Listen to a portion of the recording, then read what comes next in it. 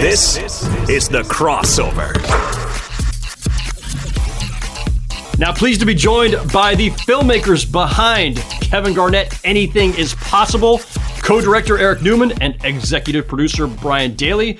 Gentlemen, welcome. Thanks for being here. Thank you, Howard. Great to join you. I can finally say, what up, Beck, in proper context. You can. Great to be here with you, buddy. And I can say, hello, Newman, for all of my podcast listeners to hear, so that I can beat to death further a joke that I've been beating to death since you and I started working together 8 years ago. And you're still putting up with it, which is honorable. This was a phenomenal ride, as I mentioned in the intro to the episode today. 2 hours, and I texted you this, Eric, as soon as I finished watching it. It went by so fast, I would have watched another 2-3 hours. KG, we know even before there's a documentary done, before a film is made about him, that he's an incredibly compelling and energetic figure. And so it's a natural in some ways, but I feel like one of the great joys of watching this film is that we saw, I feel like, the full KG. There's so much there. He's so great as the narrator of his own life. Not that you guys didn't have to do a lot of lifting at times, but it almost felt like he's one of those guys you could flip the camera on and just say, go, because he's actually, I feel like, a natural storyteller. He emotes so well, as we know. So let me just start with this. What was the collaboration with him like? He is an executive producer on this himself. How much is the two of you as filmmakers kind of sketching this out versus KG saying, listen, this is the way to tell my life story? Where's the meeting of the minds there? Well, it started, we can get to the backstory a little later on, but, in terms of coming together with KG, and for some that only know him for his on-court personality, he is so humble, and we literally had to force him to the middle where he wanted to lay out something, Howard, that started with the impact and domino effect, of course, of his leap from high school to the NBA in 1995, and then just wanted to trace all of those things it led to.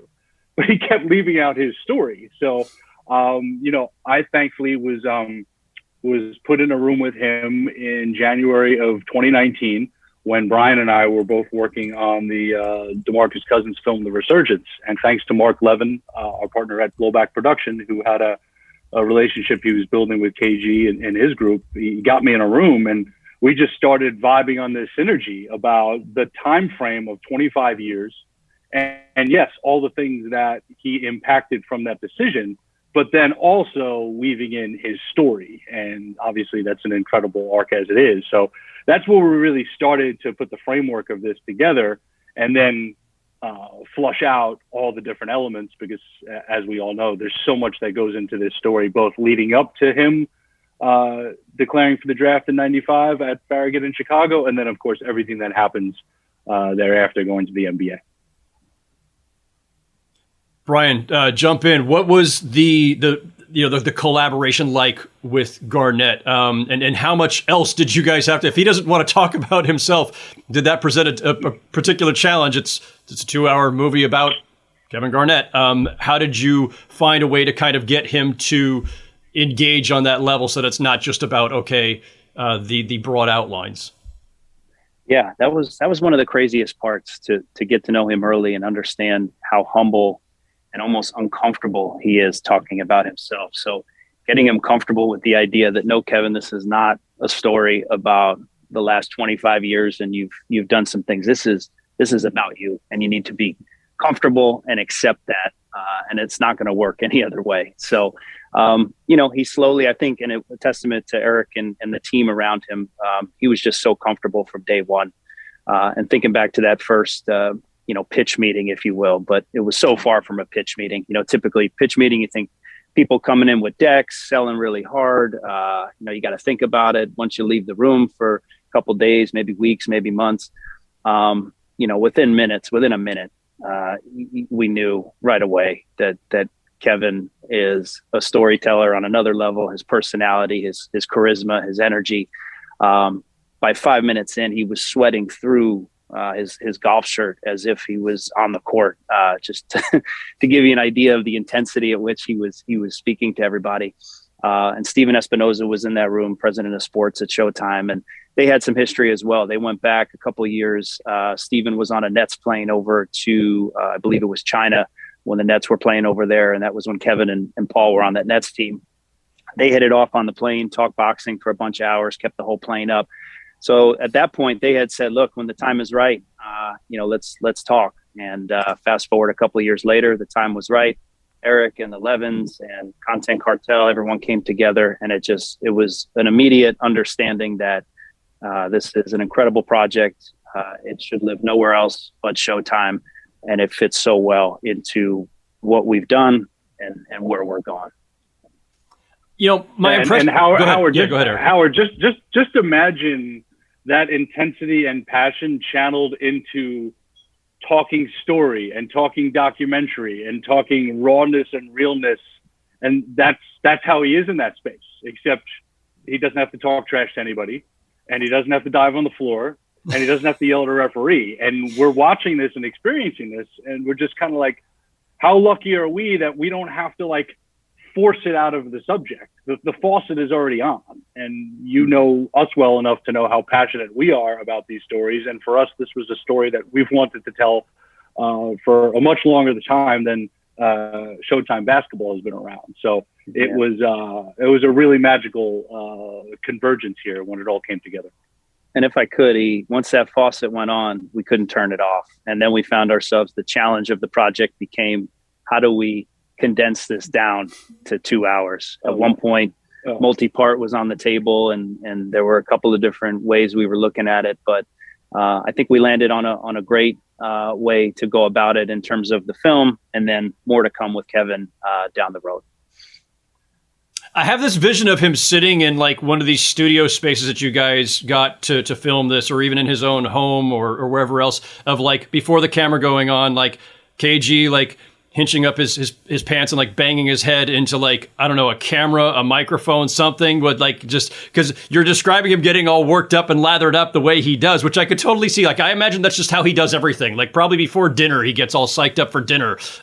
Was it that kind of intensity in the room? Did you have to kind of coach him through it a little bit, or was it literally, as I said earlier, just kind of flip the camera on, KG, go, and he goes? Well, we have to remember that when we started making this film, we were living in a completely different universe. We started making this film in January of 2020. Ironically, our first 2 days of production were January 24th and January 25th, 2020. Tragically, January 26th was the Kobe Bryant accident. So we had a lot of prep. He prepared for this like he was preparing for a playoff series, except he comes in with that calm before the storm focus. And he doesn't come in raging and ranting. He comes in super positive. His energy on the set is so contagious in the best of ways, where everybody can feel it. And I must say proudly, like, we've all dealt with different athletes in the past.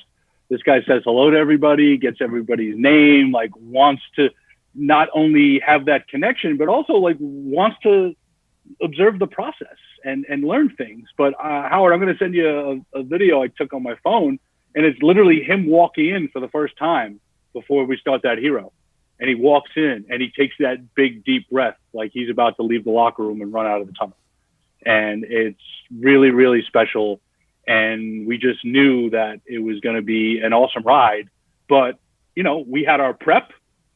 He had his things prepped, of course, that he was going to talk about. But the emotion, the passion, and some of those moments that we captured that came out, like, it wasn't like those were scripted or premeditated. Those were all in the moment, because he was literally going back to those moments in his life during the interviews. And that was special.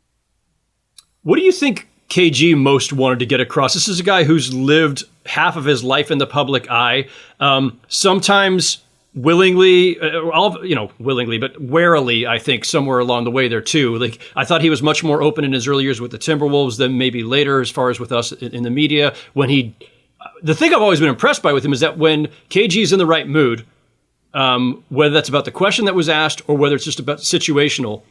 When he's on, he's freaking incredible. And I'm talking about, during his playing days. And if he's not in the mood, you either don't see him at all or he's not giving you much. But when he wanted to be open and engaging, he was as engaging as any athlete that I've seen in this league. But he's not always that thrilled to be in the spotlight. So after all this time, he decides with you guys that he's going to do this. Do you think that he had something in mind about, now that he's been out of the game for a bit, now that he's been retired, that there's a story still to tell that he didn't at the time, maybe because he was sometimes a bit reticent with the media? Yeah, I think so. If I could go first, recall that first meeting and him talking about why he wanted to do this. And it was important for the younger generation of players right now and the guys in the league to understand where he came from and what his class did for the NBA to set the table for what the league is now. He talked about this tear in the matrix and that every 20, 30 years, there's a tear and whatever it is, in this case, the league kind of, few things will happen to kind of reinvent and create a new league as we know it. And he sees that tear happening again now and wanted to make sure that the younger generation of players and fans out there understand when the last tear was. And that was him and Kobe and AI coming into the league and really changing the face of it. When the league had other plans, according to him, he feels that they came in and kind of shifted everything. And, that seemed to be the burning desire from his side. He keep me honest, but, that was the one takeaway I had for his motivation here. Oh yeah, that's a big part of it. And what goes with it, Howard, is like we all are, he is such a student of history and a sponge for it and wanted to do the history the right way. And he consumes documentaries and unscripted content in and out of sports like we do. And he's got his own tastes, his own passions. And he wanted to make sure this was inspiring. And something that he and I talk about often is, can we educate while being entertaining? And I think, I think we did that, which is a kudos to him and of course our filmmaking team. But he wanted to make sure this was laid out the right way. This was true to his voice, true to his journey. And at the end of the day, a positive piece. There are some things I'm sure you'll bring up that happened during his journey. And we all know things that happened during his journey, some of which weren't overly positive. Some of them are in the film, some aren't. But he wanted this to be inspiring and positive. And we took pride in that. And it's important messaging, especially with the world that we're in now. It's easy to forget. Oh, go ahead, Brian. I was just going to add to that, it made me think of something in terms of every conversation we have with him, him as a creator and a consumer of content and a critic of content. Every conversation starts with, hey, have you guys checked out this Wu-Tang series? Or did you see that doc on Rick James? Or, B, you got to bring back Ray Donovan. What are you guys doing? Like everything with him, he consumes so much. So as a creative, it's cool. And he brought a lot of ideas and energy from things he was watching to this. So Eric just stimulated that thought that, from a creative and consumption standpoint, he's, there's no one watching more than Kevin.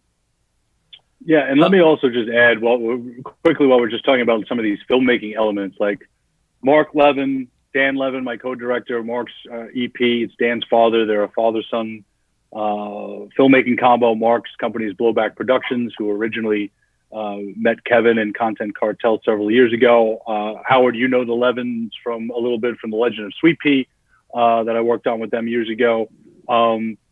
It couldn't have been a better partnership because of how Dan and I complement each other, but KG's trust in Mark, Mark's trust in us, and just this whole synergy around this story, how to tell this story and how to work with Kevin. You couldn't have game planned it any better.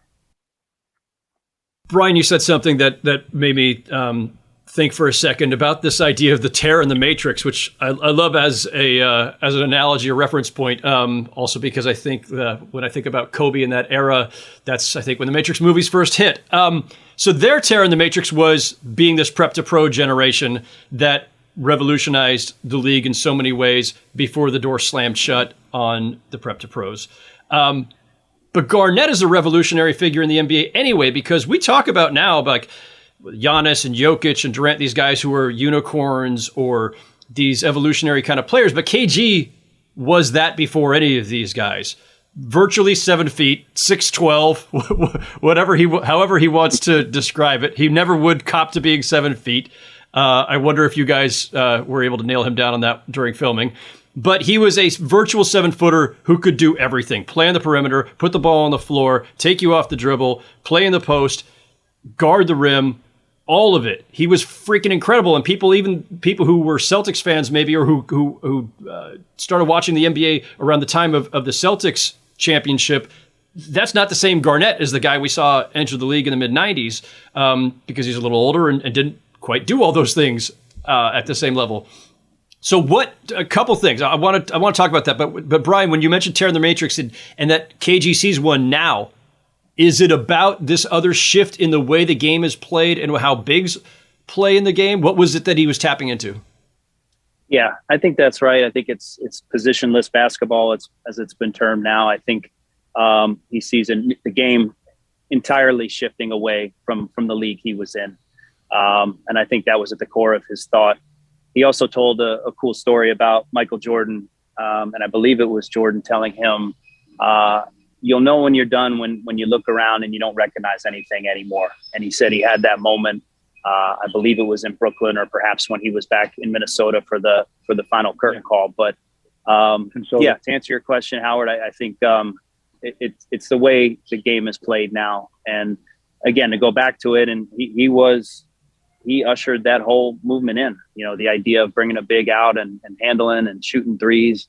Among many other things he changed. And I think that's, again, at the core of this film, is that his fingerprints are all over the modern NBA, both from on court and from a business and from salary cap, everything. This era, you're quick to think Kobe, you're quick to think AI, but really his prints are significantly all over it as much as either of those two guys. Newman, do you have something you want to add on that, or? It's crazy to go back and look at the totality of the skill set during the prime years with the Timberwolves. And I don't think, obviously our age bracket remembers it and saw it, but people need to take advantage of YouTube and go watch the work this guy was doing. It was flat out scary. And then if you want to play the comp game with what he would do with in his prime in the modern era, with that attitude and that hunger and the way he thinks about load management, it would be flat out scary. And just remarkable, the domino effect that came from him, Kobe AI, not just, yes, the power forward position, but the style of play as a whole. And you could really, I don't want to jump too far ahead to some of the film structure things, but, when we put the 2-hour structure in place, when we made the decision to go that route, we identified these 4 pillars that were going to be kind of tent poles for us. And that was obviously the fact that he changed the game going from high school to the NBA for the first time in 20 years. He changed the business side of the game, obviously, which well, which was the contract, and then obviously everything that happened with the lockout. He redefined the power forward position, which we're still feeling the effects of on the floor now. And then, the move to Boston ushered in the super team era. Those 4 pillars, for one person's impact, are find anybody in any industry that's made that kind of impact along the way over that course of time. And it's truly remarkable. One other lane to hit on too, Howard, is hip hop. And, it was met with resistance when Kevin was part of that movement that brought that in, and cross cultures and everything from the dress code to the music was met with resistance from the league at that point. And now you fast forward now, You have Drake as an owner, Jay-Z as an owner. You have it embedded in NBA culture in every which way. So that's another area he did talk about, in that if you look at it now versus 20 years ago, I mean, they broke the matrix, if you will, with that and started that. And if you look at it now, it's unimaginable to see the NBA without that hip hop DNA in it right now.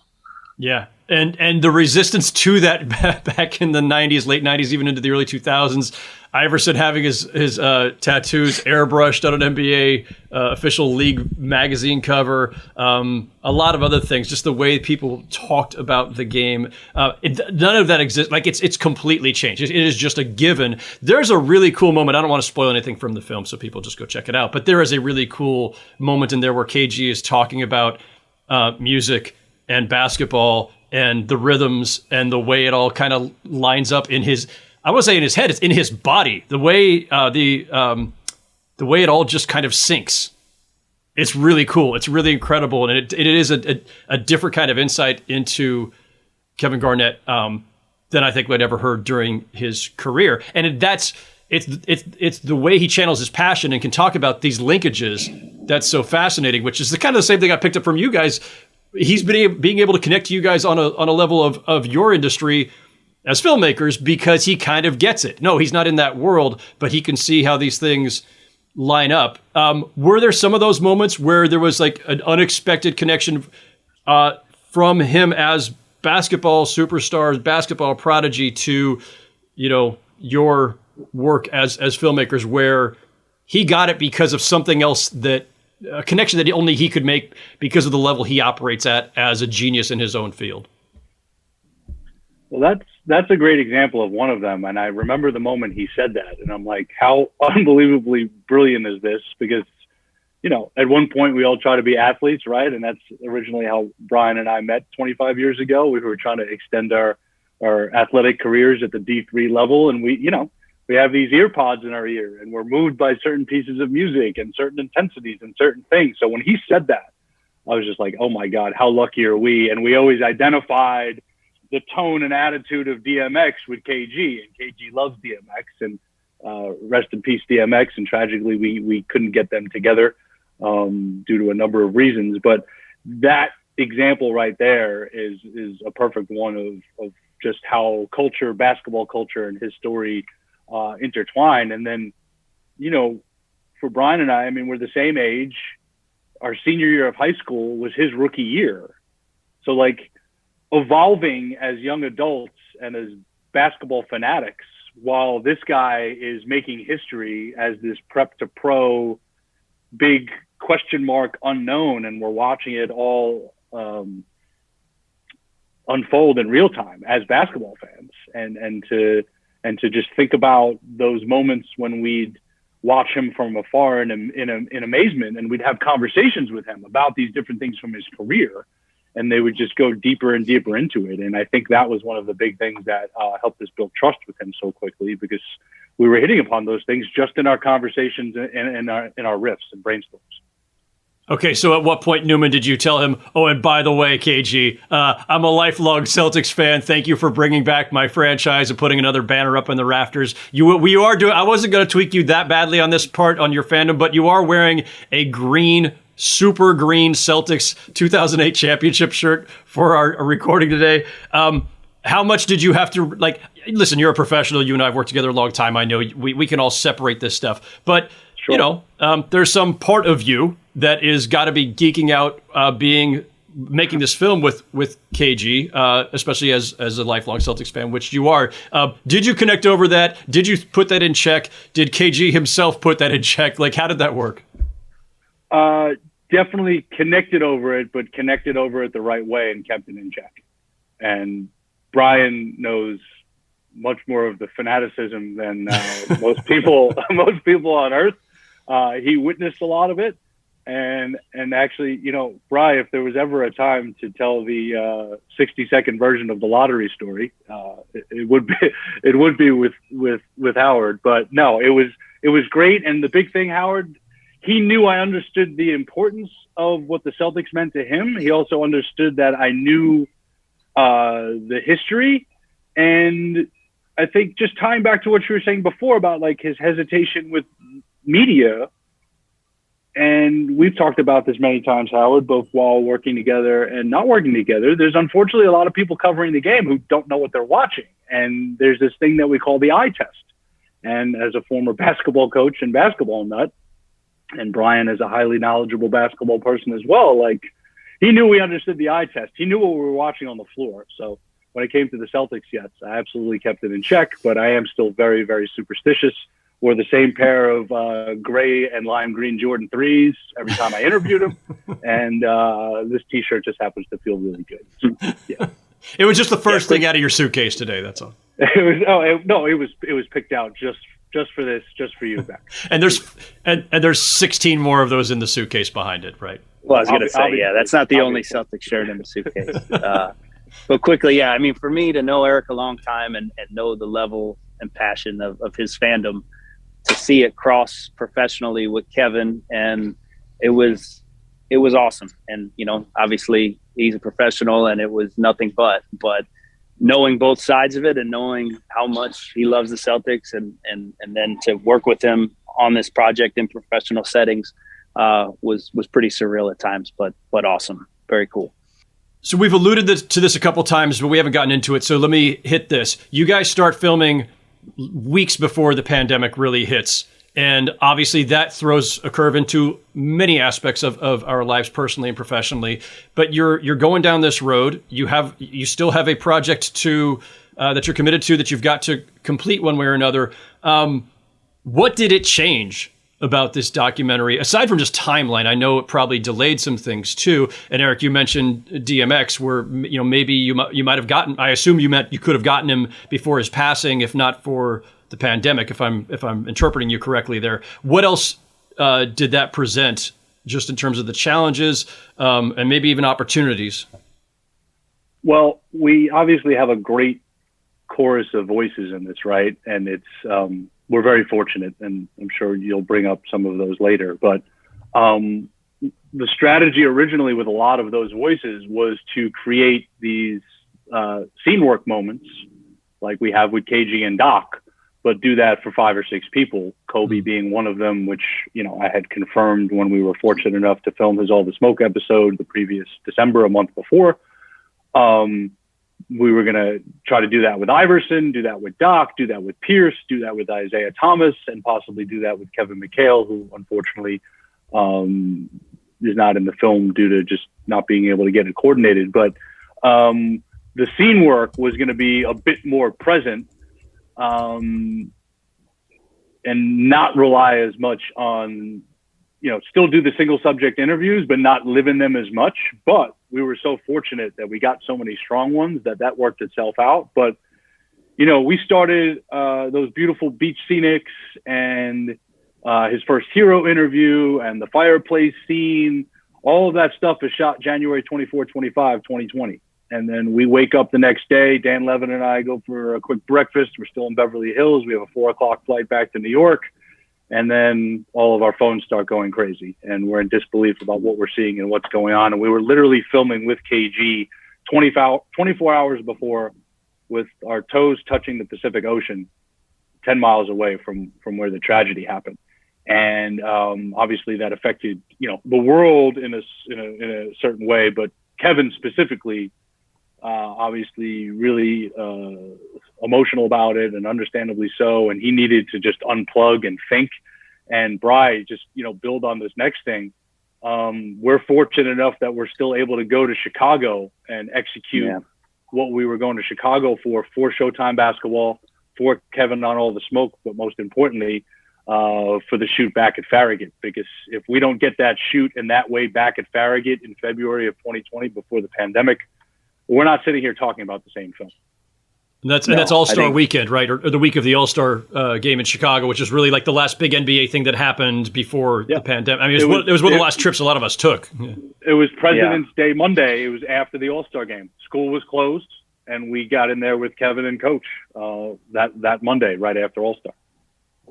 Important to note, too, I mean, Kevin hadn't been back to the school in 20-plus years, so it was his first time back.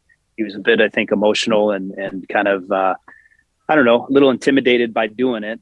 It was All-Star weekend. We had all the smoke going on. We had a lot of things going on. And I remember us huddling and saying, okay, do we try and force this? Do we get it in while we're here? It's a Chicago easy flight. We could always come back and get this. And it was literally 50-50. And Dan and Eric made the call to say, I mean, let's just get it. Let's be safe. If we're here, let's rally. So we did it. We got Kevin on board, and thank God we did, because as Eric said, the film would be entirely different if we didn't get that day at the school with him. That essentially, I think, is one of the key anchors to the film and enabled us to keep a majority of the structure that we had outlined pre-pandemic. That helped us, I think, carry it through the pandemic, because we had that great weekend in Chicago. Yeah. And just Howard, just for you to know, like, obviously included in this show, but we then take a 3-month pause. I mean, we're literally 3 months we're down, and we have to figure out how we're going to move forward. Not so much with, all right, who are we shooting next and those logistics, but more of like, what's our approach going to be? Are we taking this 4 to 6 weeks at a time? Are we taking this 2 months at a time? How much can we travel? How much should we lean on remotes? And we just kept having this evolving formula, which eventually led me to going back out to LA in June of 2020. And Brian and I worked out a plan.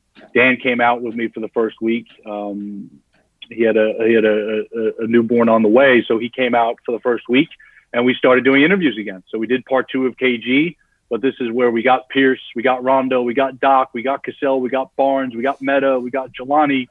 I might be missing one, but we got all of those before the bubble started again. So again, it's like, if we don't get these guys now, we're not getting these guys, because, Doc, Cassell, Rondo, they had to go back to the bubble. So the timing of that and getting those was huge. And what that allowed us to do was start the edit process. So we could start cutting and molding. And I can't speak highly enough about James Lester, our editor. He's an absolute rock star, and the rest of the post team. We were able to then figure out, okay, we're going to edit as we go. This is what we need from the next people and the next people. And Howard, you did your interview when we were in New York in the fall of 2020. And we just kept it moving. And as Brian says, literally every week across the board on Showtime basketball stuff that we're building, it's just a first down at a time. It's a first down at a time. And that's all we did. And we're able to chip away at it. And thank goodness it worked out. Yeah, and I should just use this opportunity to apologize to viewers for the overabundance of my face in this film. You blame my 2 guests today and their film editor, but no, it was an honor to be part of this. Honestly, thank you guys for allowing me to talk for a while on camera about KG. I mean, obviously, critical glue, Howard. Critical glue will be my new Twitter avatar bio. No, like I see the guys that you interviewed for the names and faces in this film. It's incredible. I have many moments of just going full Wayne and Garth. I'm not worthy, but it's incredible. So it's a phenomenal lineup of people, including Snoop Dogg, whose home you apparently were in. There's also a really compelling discussion between Kevin Garnett and Snoop about Black Lives Matter, about George Floyd. And it's interesting, I wondered about this decision you guys made as filmmakers, that this is a film that if it had been done at any other time in history, KG's last year, immediately following his retirement, whatever, parts of this are very different because there's no pandemic and there's no Black Lives Matter movement at this level, right? You're finishing this or moving through this while our whole world is being disrupted last year in a lot of really intense ways, and so this becomes part of it. But the film itself, a retrospective on Kevin Garnett's career is going to stand the test of time, and it that career has nothing to do with that moment, but that moment happened. George Floyd happened. Black Lives Matter happened. The pandemic happened. How did you decide to say, look, we have to at least, weave this in as part of the narrative, even though this is kind of post Kevin Garnett career?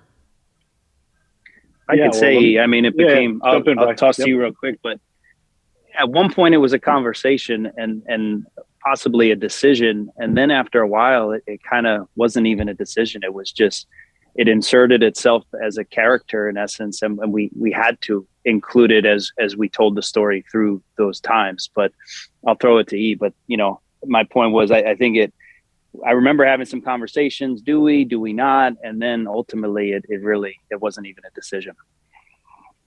Yeah. And you know, the other thing here, and it's the cruel irony, right? Like if the George Floyd tragedy happens in another city in the United States, another town in the United States that's not Minneapolis, we're not having that moment with him when he's at the memorial. You know, we were going to Minneapolis regardless to try to do some things there.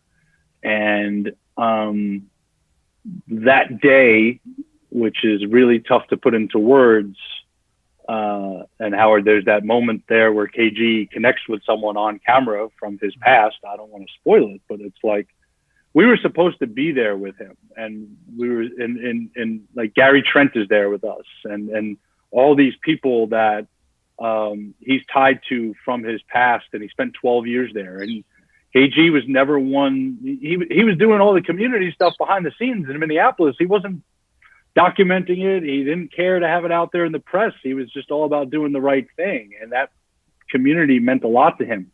And he wanted to pay his respects. And we were able to get down to the memorial in a very subtle, light footprint way. But from the moment we got there, it was one of the most powerful things I've ever witnessed. And I'm very glad we were able to document him experiencing that. But the key was the right balance in the film. Because without that conversation with Snoop and without that moment, there is no way we can bridge to seeing what went on in Minneapolis. It you know, and there was a lot of conversation we had in edit, and do we have it here? Are there other places, you know? And it's very delicate. And I think we hit on it the right way. I think we paid it the proper respect and attention. And you know, Howard, just, you know, tying in, you know, the pandemic. It's like originally we had a few lines about the pandemic or what we're living through. Like we know what we're living through. You sense it through the filmmaking. We don't have to hammer it home. There doesn't need to be a 45-second or 90-second COVID sequence. You see our filmmakers and you see us in bandanas. You see KG with a mask on at different times. Like you see it, you sense it, and we all live through it and continue to live through it. So there was no point in trying to hammer that home anymore. So, you know, Howard, you tell us. I think we hit the right balance there, and I think it works. And Snoop, from both the seriousness, the fun, and that love that they've had for so long, that really shined through. And we were very fortunate to get that scene. And eventually we'll all play ball there together, eventually. No, that was, Snoop is involved in some of the most poignant moments in this film, in my amateur opinion. Just as a viewer, the discussion he and KG have about Black Lives Matter, and then on the lighter side, tinged with some heaviness as well, when they're talking about Kobe. Like there's some really fun Kobe stuff there, even as there's some sorrow mixed in. Snoop was phenomenal in this. And yeah, that the moment you guys got of KG at the George Floyd Memorial in Minneapolis was again just very poignant and moving.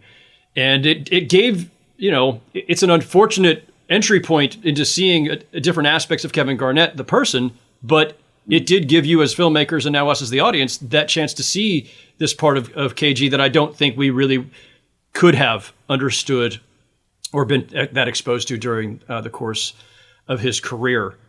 There's so much that happened in the course of his career. So I do want to ask a couple things here that like hit me along the way that like, oh man, I'm curious. Could they have gone farther in this direction or that direction? Or maybe there's some people who just didn't want to participate in this. But, you know, there's obviously a chapter in there about Garnett and Marbury, and it didn't work out. And we hear some of the, you know, reasons there, but we don't see Stephon Marbury. And KG's own family is not in this. Are there just some lines that you had to respect that maybe he drew at the outset? Because look, the payoff, again, I'm speaking to my audience here. The payoff is this, whatever the parameters might be, getting Kevin Garnett to the extent that you guys got him, with all of the passion and insights and openness behind it, I would say is absolutely worth it. But I also do wonder, as a journalist at heart, okay, but there are maybe some lines that couldn't be crossed here. So if there's somebody who's not in the film, is it because there's just not enough room in 2 hours, or maybe some of them didn't want to do it? Maybe KG didn't want them in. Give me some sense of like, say, Marbury, where that fell.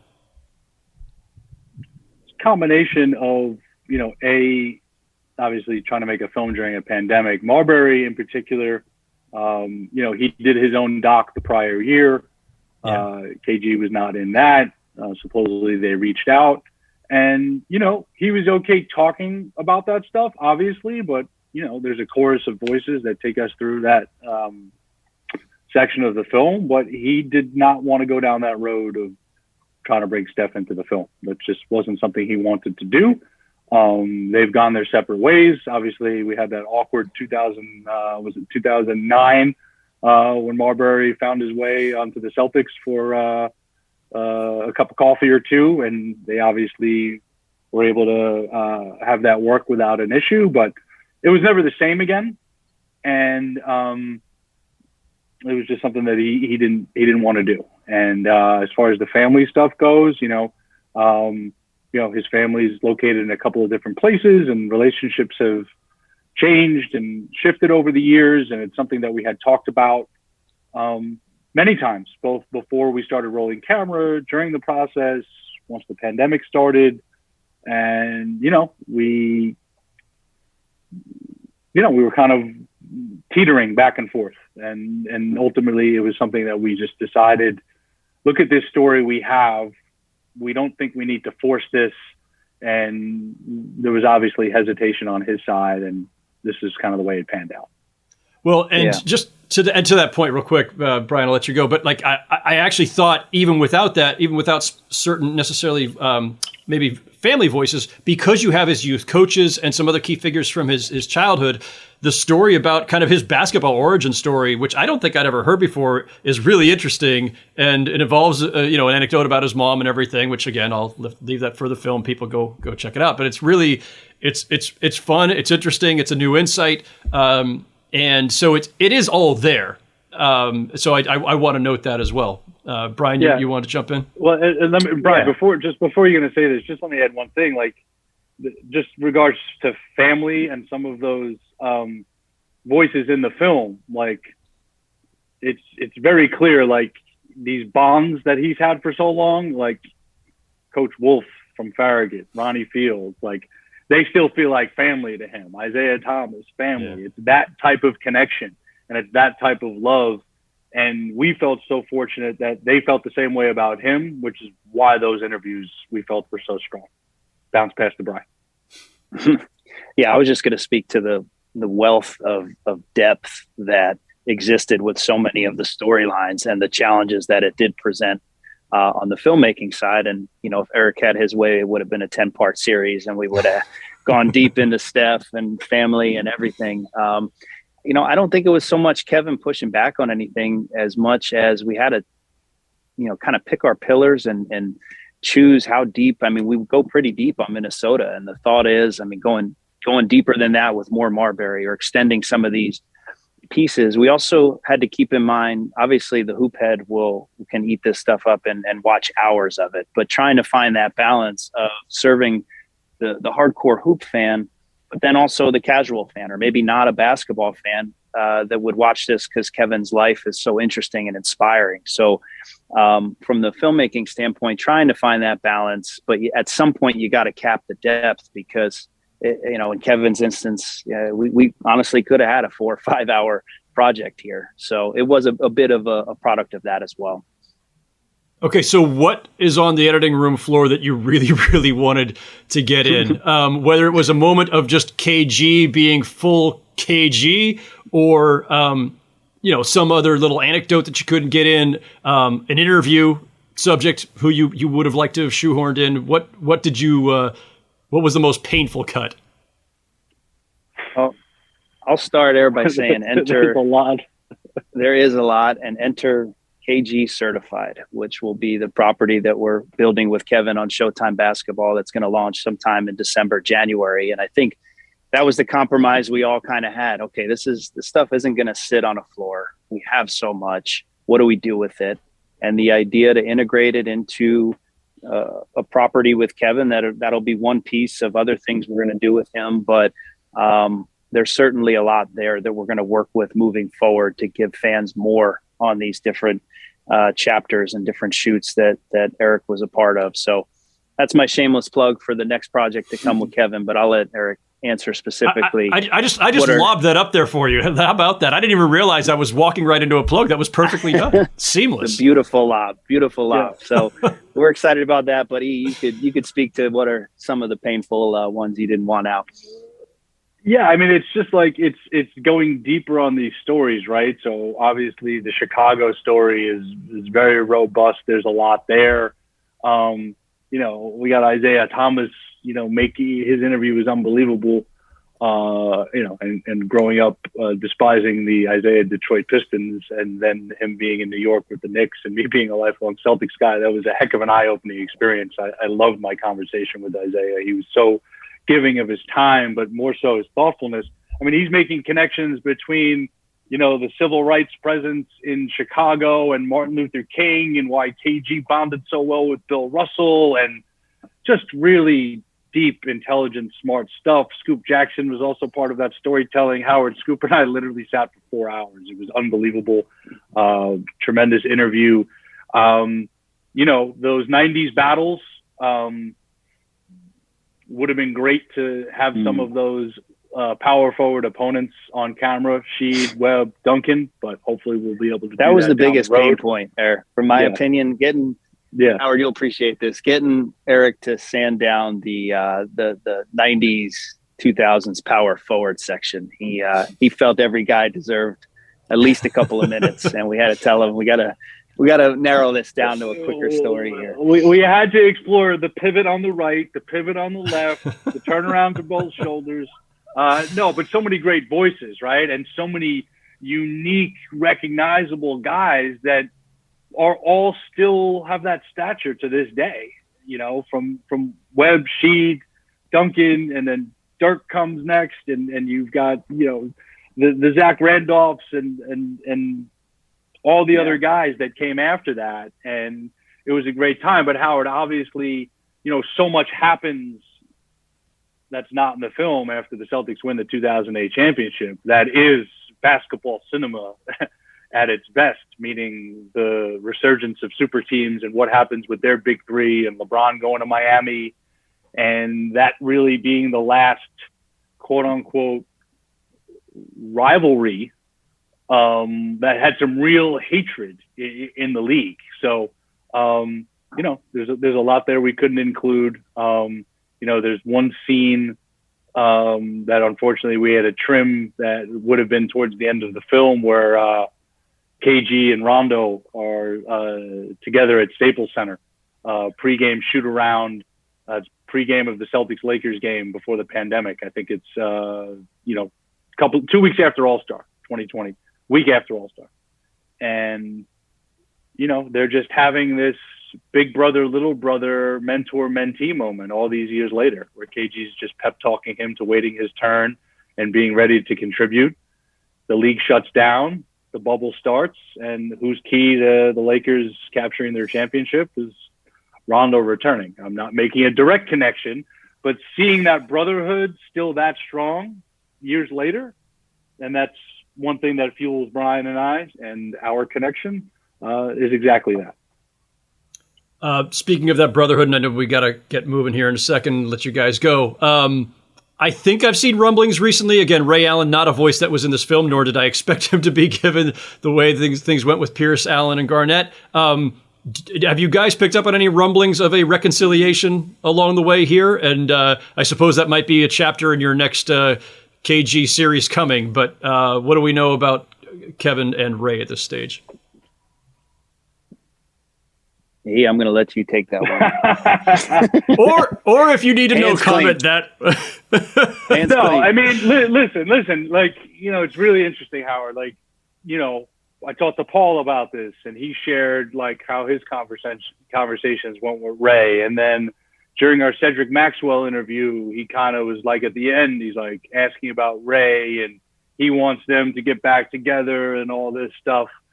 And you hear Doc talk about what happened and knowing how Kevin feels. And I can say this comfortably, confidently, and accurately. It wasn't the what, it was the how. And Kevin has this code, and it's definitely old school, but it's definitely something that I think we all believe in terms of how we live our lives and our relationships. And when it came to the film, he was like, he's like, I don't want to go there. So he would answer it while we were talking about the super teams and Miami and things like that, but he didn't want to drill down. He didn't want to harp on it. And it goes back to the mission of the film, to educate, entertain, and keep it positive. And yes, Ray Allen, big part of the second half of his career, obviously a huge part of that championship team. But as far as the fracture and what happened after the 2012 battle with Miami, we'll see how we structure that with what we build out in the future. But we've got a lot of stuff there to use for sure. Fair enough. Before we go, let me end kind of where this began. You mentioned when you first started filming, and it was just, or some of those beach scenes and everything else, days before and miles away from the tragic helicopter crash that killed Kobe Bryant and his daughter and the others.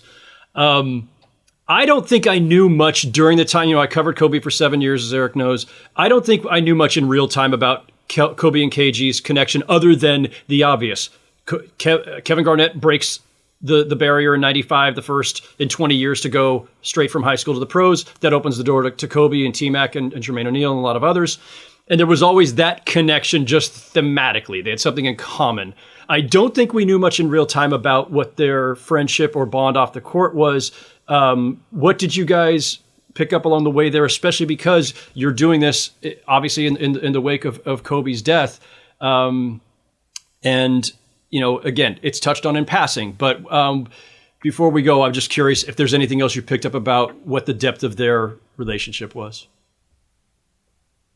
If I could go first, I think at the core, there was such respect. But when they were living in it during their careers, I think both of them are the ultimate competitors and alphas, and almost like two prize fighters or the way they competed and tried to beat each other. I think there was no room for a friendship at that point.